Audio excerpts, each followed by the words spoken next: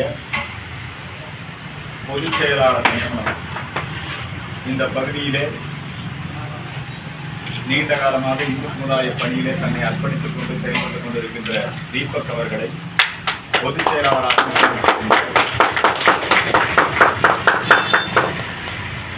அதற்கான நிகழ்ச்சி இப்பொழுது இங்கே நடைபெற்றுக் கொண்டிருக்கிறது.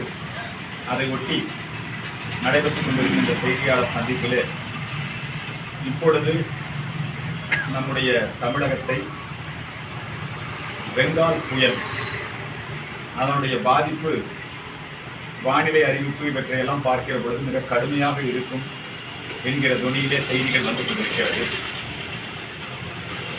மத்திய மாநில அரசாங்கங்கள் இயற்கை பேரிடர் மீட்பு படை மற்றும் மீட்பு நிவாரணப் பணிகளிலே ஈடுபடுவதற்கு தாங்கள் ஆயத்தமாக இருப்பதாக சொல்லியிருக்கிறார்கள். ஒவ்வொரு முறை புயல் மழை வெள்ளத்தின் பொழுது சென்னை மாநகரம் தொடர்ந்து பாதிக்கப்படுகிறது. இதற்கு நிரந்தர தீர்வு காண வேண்டும். புயல் மழை வெள்ள காலத்திலே மட்டும் நாங்கள் தடுப்பு நடவடிக்கைகளை மேற்கொண்டோம், நிவாரணம் செய்தோம், அது மாதிரியான பேச்சுக்கள் வருகின்றன. அதற்காக பல கோடி ரூபாய் செலவு செய்யவும் பட்டிருக்கிறது. சென்னை பேக்கேஜ் 1, 2 அந்த பணிகள் எல்லாம் முடிஞ்சிருச்சு. இப்படியெல்லாம் பல்வேறு வாக்குறுதிகள் எல்லாம் கொடுக்கப்பட்டிருந்தாலும் நேற்று பெய்த 1 மணி நேர மழைக்கே சென்னையிலே வேளச்சேரி உள்ளிட்ட பகுதியிலே KK நகர், MGR நகர் அந்த பகுதியிலெல்லாம் முழங்கால் அளவுக்கு தண்ணீர் தேங்கி நிற்கின்றது. எனவே மழைநீர் வடிகால் வசதிகளை புயல் மழை வெள்ளம் இல்லாத காலகட்டத்தில் சிறப்பாக செய்ய வேண்டும். ஒவ்வொரு இடத்திலும் அந்த துன்பம் வரும்போது மட்டுமே நாம் அதிலே கவனம் கொடுப்பது, மற்ற நேரத்திலே வெறும் அறிவிப்புகளோடு நின்று விடுவது என்பது கூடாது. இந்த விஷயத்திலே தமிழகம் முழுக்க இருக்கக்கூடிய இந்து மக்கள் கட்சி தொண்டர்களுக்கும் இந்த புயல் மழை வெள்ளம் பாதித்த பகுதிகளிலே சென்று தன்னார்வ தொண்டர்களாக செயல்படும்படி கேட்டுக்கொள்கிறோம். ஆங்காங்கு சேவா பாரதி அந்த அமைப்போடு இணைந்து செயலாற்றும்படி கேட்டுக்கொள்கிறோம். முதல் விஷயம். சமீபத்திலே நீலம் பண்பாட்டு மையம் மார்கழி மக்களிசை என்கிற போர்வையிலே நடத்திய நிகழ்ச்சி ரஞ்சித் மேற்பார்வையிலே நடைபெற்றது. அதிலே இசைவாணி என்கிற பாடகி சபரிமலை ஐயப்பன் குறித்து அவதூறு பரப்புகின்ற வகையிலே, ஐயப்ப பக்தர்களின் மனம் புண்படும் வகையிலே ஒரு பாடலை பாடி தமிழ்நாடு முழுக்க ஒரு கொந்தளிப்பு ஏற்பட்டிருக்கிறது. தமிழ்நாட்டில் ஐயப்ப பக்தர்கள் அதிகம். அறநிலையத்துறை அமைச்சர் சேகர்பாபு அவர்களே ஐயப்ப பக்தர் தான். அவரிடத்திலே இந்த புகாரை தெரிவித்த பொழுது எந்த மதத்தை யார் புண்படுத்தினாலும் அவர்கள் மீது நடவடிக்கை எடுப்போம் என்பதை தெளிவுபடுத்தி இருக்கிறார். தமிழக அரசு உடனடியாக இந்த விஷயத்திலே நடவடிக்கை எடுத்து அந்த பாடலை தடை செய்ய வேண்டும்.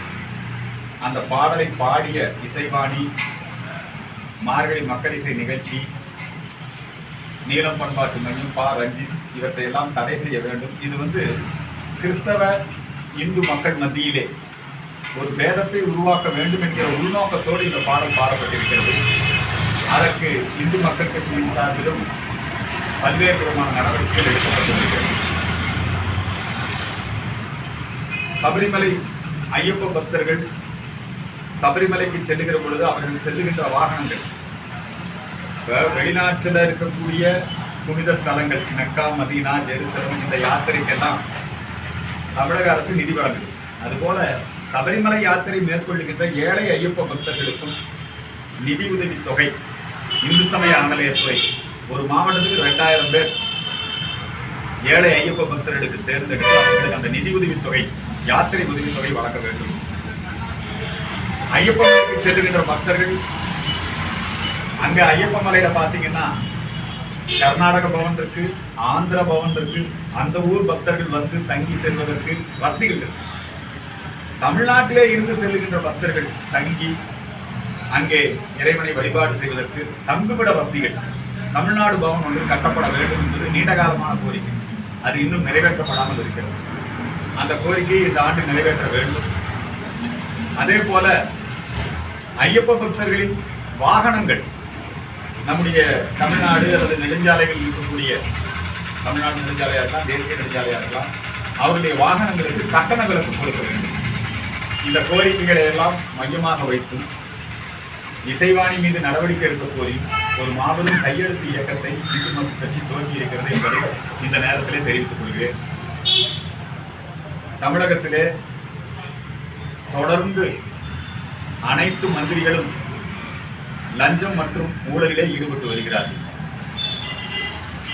அதற்கு நடவடிக்கை எடுக்க வேண்டிய மத்திய அரசாக இருக்கலாம் அல்லது மாநில லஞ்ச ஒழிப்பு துறையாக இருக்கலாம். இவங்க எல்லாம் நடவடிக்கை எடுக்காம இருக்கிறாங்க. பாருங்க, ஒரு குற்றச்சாட்டு வந்து அமெரிக்காவில் சொல்லிட்டாமா, ராகுல் வேற அதை வந்து நடவடிக்கை எடுக்கணுங்கிறார். தமிழ்நாட்டுக்கெல்லாம் மின்சாரம் வாங்கினதுல ஊழல் நடைபெற்று இருக்கிறது டேஞ்செட்கோ நிறுவனம்.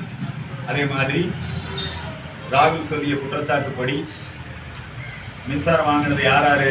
மத்திய தொகுப்பிலிருந்து ஆந்திரால ஜெகன் அரசு, ஒரிசால, இப்ப தமிழ்நாட்டிலையும் வாங்கியிருக்கிறாங்க. அனைவருக்கும் தெரியும் தமிழ்நாட்டில் வந்து முதலீடுகளை ஈர்க்கின்றோம் என்கிற அடிப்படையிலே அதானி நிறுவனங்களோடு சூரிய மின்சாரம் தயாரிப்பதற்கும் துறைமுகங்களை மேம்படுத்துவதற்கும் 29,000 கோடி ரூபாய் மதிப்பிலே தமிழக அரசு ஒப்பந்தம் போட்டிருக்கு அதானி கூட.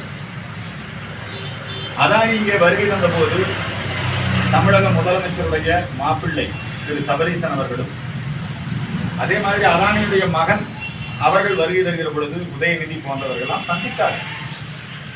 இவங்க வெளியே தான் வந்து பேசிட்டு இருக்காங்க. இந்திய கூட்டணி, திமுக, அதே மாதிரி நாடாளுமன்றம் கூடிய முதல் நாளே அமளி துமளியிலே ஈடுபட்டார்கள். அதானி மீது நடவடிக்கை எடுக்க வேண்டும், எடுங்க. நடவடிக்கை எடுக்கும் போது அதானிக்கு யார் லஞ்சம் கொடுத்தாங்க, அதானிகிட்ட யார் கமிஷன் வாங்கினாங்க, அப்படித்தானே அமெரிக்காவில் சொல்லியிருக்கிறான். இன்றைய தினம் அமெரிக்கா அறிவிச்சிருக்கிறது அதானிக்கும் இதுக்கும் சம்மந்தம் இல்லைன்னு இன்னைக்கு அறிவிச்சிருக்கான். அமெரிக்கா இருக்கக்கூடிய நிறுவனங்கள் தினசரி ஒவ்வொன்றும் சொல்லிட்டு தான் இருப்பான். அப்ப நீங்க அமெரிக்காக்காரன் சொல்றது கேட்டு இங்க காங்கிரஸ் கட்சி ராகுல் அரசியல் பண்றாங்களா அல்லது திமுக அரசியல் பண்ணுதா? எப்ப பார்த்தாலும் அதானி என்கிற அந்த தொழிலதிபரை தொடர்ந்து இவர்கள் விமர்சனம் செய்கிறார்கள். ஆனால் துறைமுகம் அமைக்க வேண்டுமா, மின்சாரம் உற்பத்தி செய்ய வேண்டுமா, அல்லது தொழில் சாலைகள் அமைக்க வேண்டுமா, உடனே அதானி கூட ஒப்பந்தம் போடுகிறார். கேரளாவுக்குரிய கம்யூனிஸ்ட் அரசாங்கம் தமிழகத்திலே குளச்சல் துறைமுகத்துக்கு எதிர்ப்பு, பாதிரியார்கள் எதிர்ப்பு தெரிவித்தார்கள். சர்ச்சு துறைமுகம் கட்டக்கூடாது. உடனே அந்த துறைமுகம் கம்யூனிஸ்ட் நாடு கேரளா விழிஞம் துறைமுகம். அங்க பாதிரியார்கள் எதிர்ப்பை முறியடித்து அதானியை வச்சு கம்யூனிஸ்ட் கட்சிக்காக பெரிய துறைமுகம் கட்டிட்டான். அந்த மக்களுக்கு நல்லது செஞ்சுட்டான். இப்ப தமிழ்நாட்டிலையும் அதே மாதிரிதான் இவங்க எல்லாம் அதானி எதிர்த்து பிரச்சாரம் பண்ணிட்டு இருக்கிறாங்க. நம்முடைய ஐயா மு க ஸ்டாலின் அவர்களும் சரி, திராவிட முன்னேற்ற கழகத்தை சார்ந்தவர்கள், காங்கிரஸ்காரர்கள், சிறுத்தைகள் கூட அதானி எதிர்க்கிறாங்க கடுமையா. ஆனா துறைமுக மேம்பாடா, மின் உற்பத்தியா, அதானிகிட்ட ஒப்பந்தம் போடுறாங்க. இது இரட்டை நிலைப்பாடு. அதனால ஊழல் குற்றச்சாட்டுகள் விசாரிக்கப்பட வேண்டும். அதுலயும் வந்து இந்த ஊழல் குற்றச்சாட்டு வந்த உடனே எங்காடு மின்சாரத்துறை அமைச்சர், மத்தியத்துறை அமைச்சர் செந்தில் பாலாஜி அவர்கள் என்ன சொல்றாங்க தெரியுமா?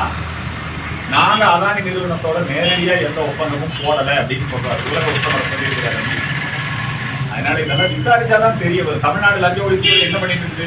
நடவடிக்கை எடுக்க வேண்டியதானே. மத்திய அரசு நடவடிக்கை எடுக்கணும், தமிழ்நாடு லஞ்ச ஒழிப்புத்துறை நடவடிக்கை எடுக்க வேண்டும். இன்னைக்கு தமிழ்நாடே முழுக்க முழுக்க எல்லா துறைகளிலும் லஞ்ச ஊழல் தலைவிரித்து ஆடுகிறது.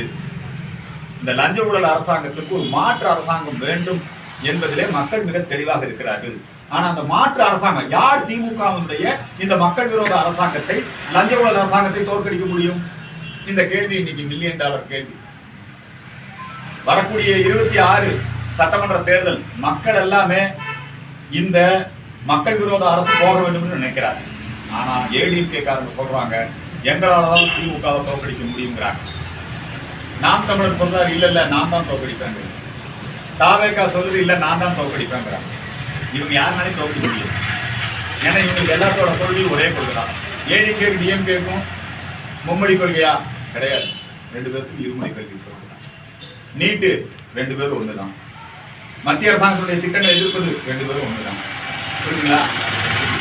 நாடு முழுக்க ஏழைகளுக்கான இடஒதுக்கீடு 10% பொருளாதார அடிப்படையில் ஏழைகளுக்கு இடஒதுக்கீடு கொடுக்கணும். தமிழ்நாட்டில் ஏறத்தாழ 72 ஜாதிகள் பயன்பெறும். வெறும் பிராமணம் மட்டுமல்ல. ஆனால் அது தமிழ்நாட்டில் வரக்கூடாது. ஏடிஎம்கேவும் டிஎம்கேவும் இல்லை. இந்த ஏடிஎம்கேவும் டிஎம்கேவும் ஏழைகளுக்கான இடஒதுக்கீட்டை எதிர்க்கிறாங்க. ஏடிஎம்கேவும் டிஎம்கேவும் நீட்டு கூடாதுங்கிறாங்க. ஏடிஎம்கே டிஎம்கே மும்மொழி கல்விக் கொள்கைங்கிறாங்க. இதெல்லாம் தான் பேசிட்டு இருக்கிறாங்க இவங்க எல்லாருமே. புரியுதுங்களா? அதே தான் இப்போ இவரும் பேசுறாரு. யாருங்க? தாவேகாவும் பேசுறாங்க. அப்போ ஒரு திராவிட இயக்கத்துக்கு, திமுகவுக்கு இன்னொரு மாற்று என்ன? இன்னொரு திராவிட இயக்கம் அல்ல, இன்னொரு தாவக அல்ல, கழகங்கள் அல்ல. கழகங்களுக்கு மாற்று பாரதிய ஜனதா கட்சி தான். திராவிட மாடலுக்கு மாற்று தேசியம் தான். சார், கேரளாவில் சபரிமலையில் 18ஆம் படி மீது வந்து கேரள காவல்துறையினர் வந்து மீண்டும் ஒரு புகைப்படம் எடுத்து வெளியிட்டிருக்காங்க. அது சமூக வலைதளங்களில் வைரலாக பரவி இருக்கு. அந்த புகைப்படத்தை குறித்து நீங்கள் வந்து உங்களுடைய கருத்து. 18ஆம் படி அப்படிங்கிறது அந்த 18 படிகளுமே மிகவும் புனிதமானது. அந்த 18 படிகளில் டியூட்டி பார்க்குற கேரள மாநில போலீஸார் கூட கால் செருப்பெல்லாம் அணிய மாட்டாங்க. அவங்க முதல்ல மலைக்கு மாலை போட்டுப்பாங்க. போலீஸார் மாலை போட்டுட்டா அங்கே சாமி மார்களுக்கு அந்த படிக்கட்டில் போட சொன்னாங்க. அந்த மாதிரி அவங்க வந்து அதை அவமரியாதை பண்ணுற மாதிரி காவல்துறையினர் படம் எடுத்து வெளியிட்டு இருந்தால் அது வன்மையாக கண்டிக்கத்தக்கது. தேவசம் போர்டு அது குறித்து நடவடிக்கை எடுக்க வேண்டும். இப்போ தேவசம் போர்டு பிரசன்னம் பார்த்தாங்க. தேவசம் போர்டு பிரசன்னம் பார்த்ததுல மிக தெளிவாக தந்திரியினுடைய தலைமையில் பிரசன்னம் பார்க்கறதுன்னா ஐயப்பனே பிரசன்னமாகி சொல்லுவார்.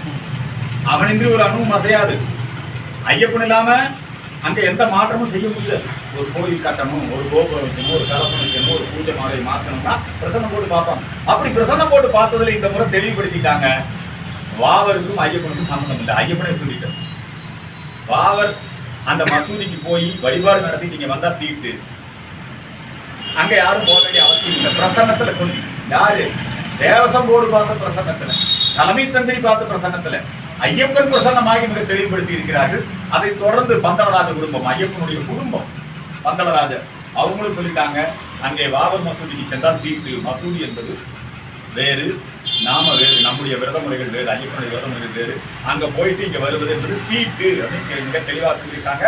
ஆகவே ஐயப்பன் முறையில 18ஆம் படியா இருக்கலாம், சுவாமி சந்நிதியா இருக்கலாம், இதுல எல்லாத்துலயுமே ஐயப்பன் தான் நமக்கு வந்து முழு முதல் அதுல எல்லாமே. அதனால அந்த பிரசன்னத்தையும் நாம கேட்டு தெரிஞ்சுக்கணும். இதுல ஐயப்பனை அவமதிக்கக்கூடிய வகையில 18ஆம் படியை புனிதம் எடுக்கக்கூடிய வகையில என்ன நடந்தாலும் அதற்கு தேவசம் போர்டு தான் பொறுப்பு. அவங்க அதை நடவடிக்கை எடுத்து சரி பண்ணணும். இப்போ நடிகர் விஜய் வந்து அரசியலுக்கு வரதுக்கு முன்னாடி நீங்க உங்களை போன்ற பிஜேபி தலைவர்லாம் வந்து ஜோசப் விஜய்ன்ற மாதிரி சொன்னீங்க. அதுக்கப்புறம் இப்போ அரசியல் வந்த பிறகு அவர் வந்து தாவேக தலைவர் விஜய்ன்றாங்க. அதுலயும் பிஜேபியில சில பேர் வந்து என்ன சொல்றாங்கன்னா, அவர் வந்து திமுக இருப்போம், எந்த பிரச்சனையும் இல்லைன்ற மாதிரி. அப்போ விஜய் கருத்து தாவேகா என்பது இன்னொரு திமுக, இன்னொரு அதிமுக. ஜோசப் விஜய் தவிர இப்ப நிலைப்பாடு ஜோசப் விஜய் தான் அவர். அதை அவரும் மாற்றிக்கல, நாங்களும் மாற்றிக்கல. ஜோசப் விஜயா இருக்கிறது தப்பு இல்லை, வேற மாதிரியெல்லாம் நாங்கள் சொல்லலை. ஜோசப் விஜய் தலைமையிலான தமிழக வெற்றிக் கழகம் தன்னுடைய கொள்கைகளை அவர்கள் பிரகடனப்படுத்தி இருக்கிறார். அந்த கொள்கையில என்ன சொல்றாங்கன்னா, இந்தியாவை ஒன்றியம் இது எப்படி நான் முடியும், நீட்டு மறுபடியும் வேணுங்கிறாங்க. நாடு முழுக்க, தமிழ்நாடு முழுக்க நீட்டை எதிர்த்துக்கிட்டான். பரீட்சை எழுதி நீட் தேர்வுல இந்தியாவிலேயே முதல் இடத்துல வரலாம். தமிழகத்துல அதிகமான பேர் நீட் எழுதுறான். அப்போ அந்த நீட்டை வேண்டாங்க, தமிழகத்துல அதெல்லாம் கிடையாதுங்க. தமிழ்நாட்டுல பிளஸ் டூ ஃபெயில் ஆகி நிறைய பேர் தற்கொலை பண்ணிருக்காங்க. நீட்டா அதிகமா இல்ல பிளஸ் டூ அதிகமான பிளஸ் டூ தான் அதிகம். நான் பட்டியல் சமீப காலமா பிளஸ் டூ தான் அதிகம். ஒரு எக்ஸாம் எழுதி தோத்து போயிட்டாங்கன்னா அவங்க வந்து தற்கொலை பண்ணிக்கிறது ஆதரிக்கிறீங்க. அவங்க பேர் நீங்க விருது கொடுப்பீங்களா? நீங்க வந்து நீட்டை போக்கஸ் பண்ணுங்க. நீட் தேர்வு என்பது பண்ணிருக்க மாட்டாங்க. நீட் தேர்வு என்பது என்னங்க, தகுதிக்கான தேர்வு, நுழைவு தேர்வு. நல்லா தெரிஞ்சுங்க. நீட் எழுதி தமிழ்நாட்டில் இருக்கக்கூடிய சாதாரண மக்கள், ஏழை எளிய மக்கள், இருக்கக்கூடிய தொழிற்சாலை, அவங்க கூட டாக்டர் ஆயிருக்காங்க. ஆனா அனிதா மாதிரி தனியார் மெட்ரிகுலேஷன் ஸ்கூல்ல படிச்சு புரியுதுங்களா, தனியார் கிளாஸுக்கு எல்லாம் போய் அதுக்கப்புறம் நீட் எழுதி ஃபெயில் ஆகிட்டாங்க. அவங்க நீ ஃபெயில் ஆக வேண்டாமா, நீ ஃபெயில் ஆனாலும் உனக்கு நான் ஒரு இடம் கொடுக்குறேன், அல்லது நீ மறுபடியும் வாய்ப்பு இருக்கு, நீ எழுதி பாஸ் ஆகலான்னு அவங்களுக்கு தன்னம்பிக்கை விட்டாம அவங்களை கூட்டிட்டு போய் மூலச்செலவு பண்ணி தற்கொலைக்கு போகும்போது திமுக. புரியுதுங்களா? பிளஸ் டூ தேர்வுல அப்படி இல்லை. பிளஸ் டூ தேர்வுல நீட்டால செத்தவங்களை விட பிளஸ் டூ தேர்வுல ஃபெயில் ஆகி செத்தவங்க, 10th தேர்வுல ஃபெயில் ஆகி செத்தவங்க அதிகம். அதுக்காக தேர்வை வேண்டாம் சொல்லாமா? ஏங்க இந்த பிரச்சாரத்தை திரும்ப திரும்ப பண்ணிட்டே இருக்கீங்க? மிக தவறு. நீட் தேர்வு தமிழக மக்களால் ஏற்றுக்கொள்ளப்பட்டு விட்டது. நாடு முழுக்க நடக்குது. ஏழைகளுக்கான இடஒதுக்கீடு 10% இடஒதுக்கீடு நாடு முழுக்க இருக்குது. விஸ்வகர்மா திட்டம், தொழில் மேம்பாட்டு திட்டம் நாடு முழுக்க இருக்குது. ஏன் தமிழ்நாட்டில் மட்டும் தாவேகா வேண்டாங்குது, அதிமுக வேண்டாங்குது, திமுக வேண்டாங்குது? நாடு முழுக்க மும்மொழி கல்வித் தொழில் தமிழ்நாட்டில் வந்து ஏன் வேண்டாங்கிற? உன் குழந்தைங்க மட்டும் போய் ஹிந்தி படிக்கலாம், பிரெஞ்சு படிக்கலாம். கல்வி அமைச்சருடைய குழந்தை என்ன சொல்றது தெரியுமா? நான் தமிழ் படிக்கல, நான் என்ன படிக்கிறேன், ஜெர்மன் படிக்கிறேன். எப்பேற்பட்ட திருத்தம். அப்ப இதுல எல்லாம் ஒரே குட்டையிலுடைய மாட்டை. எங்க தலைவர் காமராஜர் சொன்னார், இதெல்லாம் யாரு? ஒரே குட்டையிலுடைய மாட்டை. அதனால தாவேக்காவும் ஒரு கழகம் தான். இல்ல அவங்கள நோக்கி தான் ஆதரவு தமிழக மக்கள். நாங்கெல்லாம் அதெல்லாம் யார் சொன்னாங்க? எத்தனை இடத்துல எத்தனை வந்து வாங்கிட்டாங்க? அதெல்லாம் சும்மா ஒரு பிரச்சாரம் வாங்கிங்க. ஜோசப் விஜய்க்கு வந்து அது எத்தனை வேணா நிற்குதுங்க. ஜோசப் விஜய்க்கு வந்துங்க ஒரு 2-3% ஓட்டு. அதுவும் சிறுத்தைகளுடைய ஓட்டும் நாம் தமிழர் ஓட்டும் தான் அங்கே போகும். இதெல்லாம் சினிமா ரசிகர்கள் கூட்டங்க. என்ன எம்ஜிஆர் ஜோசப் விஜய் கிடையாது. அவர் ஜோசப் விஜய் தான். புரியுதுங்களா? அவங்களுக்கு வேணா அவங்க வந்து அவங்க ரசிகர்கள் எல்லாம் புதுசாக ஓட்டு போட வர்றாங்க. சில பேர் ஓட்டு போடலாம் அவருக்கு. அவர் புதுசாக வந்திருக்கிறாரு. ஆனால் புதுசாக எங்க சொல்லியிருக்கிறாரு? திமுக சொல்லத்தான் நீங்க சொல்லிருக்கீங்க, அதிமுக சொல்லத்தான் நீங்க சொல்லியிருக்கீங்க. நீங்க புதுசாக என்னப்பா சொன்னீங்க? தமிழகத்துல வந்து திமுகவும் அதிமுகவும் மாறி மாறி ஒரு 2-1 தான் சொல்றீங்க. 2026ல அப்ப யாரும் ஆட்சி அமைப்பாங்க? பிஜேபி தான் ஆட்சி. ஒரு மாற்றம் வேணும். இந்த மக்கள் விரோத அரசாங்கத்தை யார் தோற்கடிக்க முடியும்? அதிமுக தோற்கடிக்க முடியாது. தமிழ்நாட்டுல திமுகவை தோற்கடிக்கக்கூடிய வல்லமை யாருக்கு இருக்குது? அதிமுக இருக்குதா? திமுகவை தோற்கடிக்கக்கூடிய வல்லமை தாவேக்காவுக்கு இருக்குதா? அதை தோற்கடிக்கக்கூடிய வல்லமை நாம் தமிழருக்கு இருக்குதா? மத்தியிலே ஆளுகின்ற பொறுப்பிலே இருக்கக்கூடிய கடந்த தேர்தலிலே 12% ஓட்டு வாங்கி இருக்கக்கூடிய பாரதிய ஜனதா கட்சி தான் இந்த மக்கள் விரோத அரசாங்கத்தை தோற்கடிக்க முடியும். ஒரு மாற்று அரசாங்கத்தை வச்சாலும் வைக்காட்டியும் பிஜேபி தான் இதுக்கு மாற்று. திமுகவுக்கு மாற்று. ஒரு திராவிட இயக்கத்துக்கு மாற்று இன்னொரு திராவிட இயக்கம் அல்ல. ஒரு திராவிட இயக்கத்துக்கு மாற்று திராவிட மாடலுக்கு மாற்று தேசிய மாடல் தான். இப்போ அதை திருமாவளவன் என்ன சொல்றாருன்னா, இப்போ மகாராஷ்டிரால 2 கட்சி பிளவுபடுத்தி அவங்க ஆட்சி கொடுத்த மாதிரி தமிழகத்திலேயே அதை பண்றான்னு நினைக்கிறாங்க. அதிமுக பிளவுபடுத்தி பிஜேபி அதிமுக நாங்களா பிளவுபடுத்துறோம். மகாராஷ்டிரா இப்ப திருமாவளவன் அவருடைய கருத்தை அவர் சொல்றாரு. அதை கேட்டுங்க. அந்த கருத்தை உங்க பகுத்தறிவில் வச்சு பாருங்க. சரி, யார் கட்சிகளை உடைக்கிறான், யார் கட்சிகளை பிரிக்கிறான். மகாராஷ்டிரா நீங்க வந்துங்க இது வரைக்கும் சரித்திரத்தில் இல்லாத வகையில் பிஜேபி அந்த வயிற்றுச்சல் எல்லாம் பேசுவாங்க. இல்ல அவங்க தான் உண்மையான சிவசேனை முன்னெடுத்திருக்காங்க. அதான் அந்த கட்சி 2ஆ உடைச்சிட்டு நாங்களா உடைச்சோம். அவங்க குடும்பத்திற்குள்ள சண்டை உடைச்சு வச்சாங்க. மத்திய பிஜேபி அரசாங்கம் தொடர்ந்து தமிழகத்தை வஞ்சித்து வருவதாகவும் நிதி வந்து ஒழுங்கா கொடுக்கல தமிழக மக்களை மத்திய பிஜேபி குற்றச்சாட்டு சொல்றாங்க. அந்த குற்றச்சாட்டெல்லாம் வந்துங்க அவதூறு. அதெல்லாம் குற்றச்சாட்டு கிடையாது. அதையெல்லாம் முறியடிப்போம். மக்கள் தெளிவாயிட்டான். இன்னைக்கு நாடு முழுக்க இருக்கக்கூடிய மக்களுக்கு கொரோனா காலத்திலிருந்து இன்றைய தினம் வரை உணவுப் பொருட்களை, தானியங்களை இலவசமாக வழங்கி வருவது மத்திய அரசு. நீங்க அது மேல ஸ்டிக்கர் ஒட்டிக்கிறீங்க. மத்திய அரசு தான் இந்த 5 வருஷமா 6 வருஷமா எல்லாத்துக்கும் உணவு தானியங்களை இலவசமா வாங்கிட்டு நாடு முழுக்க 50 கோடி கழிப்பிடங்களை கட்டினது மத்திய அரசு. நாடு முழுக்க ஏறத்தாழ 20 கோடிக்கும் மேற்பட்ட குடும்பங்களுக்கு சமையல் எரிவாயு வழங்கி இருக்கிறோம். கொரோனா அந்த பேர் ஆபத்திலிருந்து மக்களுடைய உயிரை காப்பாற்றுறது மத்திய அரசு. ஊசி போட்டாங்களே, 1 ரூபா கொடுத்தீங்களா? கிடையாது. கொடுத்தீங்களா? அதனால மத்திய அரசு மக்கள் நல திட்டங்களை தமிழ்நாட்டில் நாடு முழுக்க ஏழைகளுக்கு இடஒதுக்கீடு மத்திய அரசு அமல்படுத்துது. கம்யூனிஸ்ட் ஆளக்கூடிய மாநிலம், அங்க ஏழைகளுக்கு இடஒதுக்கீடு இருக்குது. ஏன் இங்க ஏழைகளுக்கு இடஒதுக்கீடு இல்லை? ஏன் இல்ல? இந்த கழகங்கள் எதுக்கு? எந்த கழகங்கள்? திமுக, அதிமுக, வெற்றி கழகம், எல்லா கழகங்களும் இருக்குது. மதிமுக, எல்லா கழகங்களும். இந்த கழகங்கள் இல்லாத தமிழகம் உருவானால்தான் மத்திய அரசாங்கத்தினுடைய நல்ல திட்டங்கள் இங்க வரும். மத்திய அரசாங்கத்தினுடைய மின் உற்பத்தி திட்டம் இங்க வருது. வந்த உடனே என்னங்கிறாங்க தெரியுமா? கூடங்குளத்துல சர்ச்சுக்கெல்லாம் சேர்ந்துக்கிட்டு மின்சாரம் உற்பத்தி பண்ணக்கூடாது, அணு மின்சாரம் கூடாது. தொழிற்சாலைகள் இங்க இயங்குது. எங்க தொழிற்சாலை கட்டணும், எங்க மின்சாரம் தயாரிக்கணும், எங்க பாலம் கட்டணும், இதெல்லாம் சர்ச்சையில் தான் முடிவு பண்ணுது. கன்னியாகுமரியில மாத்தாண்ட பாலம் கூடாது போராட்டம், துறைமுகம் கட்டலாமா கூடாது போராட்டம். 2026 பிஜேபி அதிமுக கூட்டணி வரன்ற மாதிரி பேசுறாங்க. அதெல்லாம் கூட்டணி வருதோ வரலையோ, 2026ல பிஜேபி அல்லாத கட்சிகளுக்கு இடையே தான் தமிழகத்திலே போட்டி. சித்தாந்த ரீதியாக அப்படிதான். அதிமுக கூட்டணி வர மாதிரி சார், கூட்டணி எல்லாம் வந்து அவங்க தேர்தல் நேரத்தில் பேசக்கூடிய சமாச்சாரம். தேசிய மாடல் வேணும்னா எங்க கூட வாங்க. நாட்டு மக்கள் அதை அவங்க வச்சு போடுங்க. அதனாலதான் நாங்க வேண்டாங்கிறோம். பிஜேபி அல்லாத கட்சிகள் அதான் இன்னைக்கு தமிழ்நாட்டுல அரசியல்ங்கிறது என்ன? எவன் கட்சி ஆரம்பிச்சாலும் உடனே மோடி தான் திட்டலாம். யார் கட்சி ஆரம்பிச்சாலும், யார் கட்சி பேசினாலும், யார் பிரஸ் மீட் பண்ணாலும் என்ன பேசுறாங்க? மத்திய அரசு இதுக்கு தான் பேசுறாங்க. நேற்று கட்சி ஆரம்பிச்ச விஜயில இருந்து என்ன பேசுறோம்? விஜய் வந்து அப்போ இங்க வந்து விமர்சனம் பண்ணாரு, மாநிலத்தை பத்தி விமர்சனம் பண்ணாரு. சார் மாநிலத்துக்கு ஒரு விமர்சனம் பண்ணுவார், பண்ணாமையே விடுவாங்க. நாங்க அவர் படத்தை ஓட விடாம தேட்டரோட பூரா அவங்க கண்ட்ரோலில் வச்சிருக்கிறாங்க. விஜய் வந்து அங்க எப்படி நம்முடைய இன்னொரு கமலஹாசன் தான் விஜய், எப்படி கமலஹாசன் மக்கள் நீதி மையத்தை ஒரு ராஜ்யசபா எம்பி வாங்கிட்டு அடமானம் வச்சாரோ அது மாதிரிதான் வருங்கால கமலஹாசன் தான் நம்ம விஜய், ஜோசப் விஜய். நன்றி, வணக்கம். நிறைய மாநில அரசு மருத்துவமனை ஆமா, அதான் ரொம்ப முக்கியம். 4 டீசல் பஸ் வந்து பழுதடிக்கப்படுது. இதனால வந்து விபத்து ஏற்பட்டு இறந்தவங்க சிகிச்சை பண்ணுறவங்க வந்து இந்த மருத்துவமனையில் வைக்க முடியாம இங்கிருந்து வேலூர் திருவண்ணாமலை அரசு மருத்துவமனை கொண்டு போகிறாங்க. ரொம்ப ரொம்ப ரொம்ப மோசமான நிலையில தமிழகத்தினுடைய இந்த மருத்துவமனைகள், அரசு பொது மருத்துவமனைகள் இயங்கி கொண்டிருக்கு. சமீபத்தில் பார்த்தேன், ஒரு இறந்த குழந்தையுடைய அந்த சடலத்தை ஒரு கட்டப்பையில் ஊற்றிருக்கோம். டாக்டரை போய் கத்தியில் குத்தாரு. மருத்துவமனைகளில் நடக்கக்கூடிய அந்த அவலங்கள் எல்லாம் பார்த்தீங்கன்னா ரொம்ப கஷ்டமா இருக்குது. சுகாதாரத்துறை அமைச்சர் அன்றும் பகலும் 24 மணி நேரம் பத்திரிகையாளர்களை சந்திக்கிறாரு, பேசுறாரு. ஆனால் காரியத்தில் ஒன்றைங்க. அதனால சுகாதாரத்துறை அமைச்சர் இந்த விஷயத்தில் கவனம் கொடுக்கணும். குறிப்பாக இப்போ நீங்கள் சுட்டி காட்டிய நம்முடைய ஆரணி மருத்துவமனையில் என்னங்க அடிப்படை வசதி, ஒரு ஃப்ரீசர் வசதி அது இல்லையா? மார்ச்சுவரியிலிருந்து ஒரு பாடி இன்னொரு இடத்துக்கு எடுத்துகிட்டு போகணும்.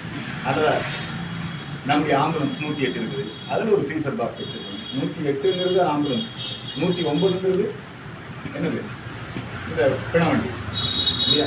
அப்போ இதெல்லாம் வந்து இந்த வசதிகள்லாம் ஆரணி மாதிரி இருக்கிற நகரத்திலேயே இல்லைன்னா அப்போ நீங்கள் கிராமப்புற சுகாதார நிலையம் நீங்கள் நினச்சி பாருங்க. அதனால நம்முடைய சுகாதாரத்துறை அமைச்சர் விஷயத்தில் கவனம் கொடுத்து இருக்கணும். அப்படி இல்லைன்னா ஃப்ரீசர் பாக்ஸ் நாங்கள் வாங்கி தரோம். இன்னும் நாங்கள் வாங்கி தரோம். இந்த மருத்துவமனை நாங்கள் ஃப்ரீசர் பாக்ஸ் வாங்கி தரோம். நன்றி.